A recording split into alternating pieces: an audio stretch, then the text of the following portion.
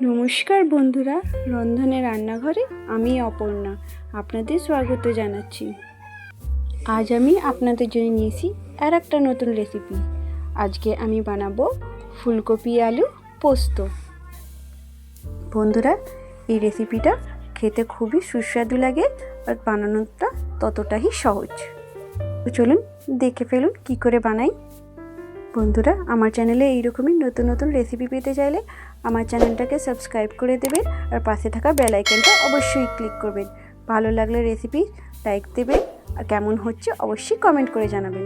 এখানে আমি প্রথমে একটা বড় সাইজের ফুলকপি নিয়ে নিয়েছি। ফুলকপিগুলো কেটে নিয়েছি আর ফুলকপিতে দেওয়ার জন্য আলু নিয়েছি। আলুগুলো সরু সরু করে কেটে নিয়েছি দুটো টমেটো আর দুটো কাঁচা লঙ্কা। মশলা নিয়েছি হলুদ গুঁড়ো, জিরে গুঁড়ো, ধনে গুঁড়ো, গোটা জিরে, নুন আর পোস্ত।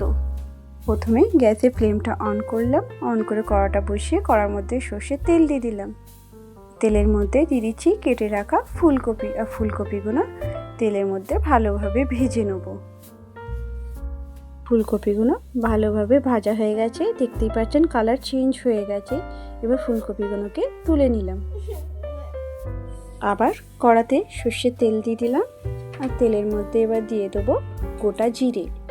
গোটা জিরেটা তেলের মধ্যে হয়ে গেলেই এবার কেটে রাখা আলুগুলো দিয়ে দেবো। দেখতেই পাচ্ছেন আলুগুলো সরু সরু আর লম্বা লম্বা করে কেটেছি। এইভাবে পোস্ততে আলু করলে খুবই ভালো লাগে। এবার আলুগুলো ভাজা হয়ে গেছে আর এবার আলুর সাথে আমি ফুলকপিটাকেও মিক্স করে দিলাম। ফুলকপি আর আলু দুটোকে ভালোভাবে মিক্স করে নিয়ে এবার আমি এইতে অ্যাড করে দিচ্ছি কেটে রাখা টমেটোগুলো। এবার এখানে অ্যাড করে দিলাম দুটো কাঁচা লঙ্কা। আপনারা যদি ঝাল বেশি খেতে চান লঙ্কার পরিমাণটা বাড়িয়ে দিতে পারেন।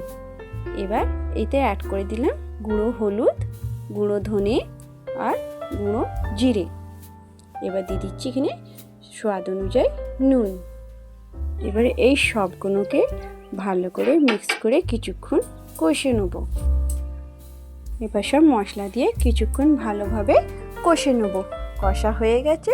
এবার এখানে ফুলকপি আলু সেদ্ধ হওয়ার জন্য জল অ্যাড করে দেবো। এবার একটা চাপা দিয়ে দিলাম। যতক্ষণ ফুলকপি আলু সেদ্ধ হচ্ছে ততক্ষণ চলুন পোস্তটাকে পিষে নিই। আমি পোস্তটাকে শিলে পিষছি, আপনারা চাইলেন মিক্সার গ্রাইন্ডারেও পিষতে পারেন। পোস্ত পেষা হয়ে গেছে। এবার চাপাটাকে খুলে দিলাম। খুলে দিয়ে দেখতেই পাচ্ছেন ফুলকপি আলু প্রায় সেদ্ধ হয়ে গেছে, জলের পরিমাণটা কমে গেছে। এবার আমি এখানে পোস্ত বাটাটা অ্যাড করে দিলাম আর যেই বাটিতে পোস্ত রেখেছিলাম ওই বাটিটায় জলটা ধুয়েও ফুলকপির মধ্যে অ্যাড করে দিলাম। এই পোস্তটাকেও ফুলকপি আলুতে ভালোভাবে মিক্স করে দিলাম। এবার এইভাবেই মিক্স করে নেব আর বাকি জলটাকে পুরো শুকনো করে নেব। এবার চাপা দিয়ে দিলাম। ফুলকপি আলু পোস্ত আমার রেডি হয়ে গেছে। ধন্যবাদ আমার পুরো ভিডিওটা দেখার জন্য।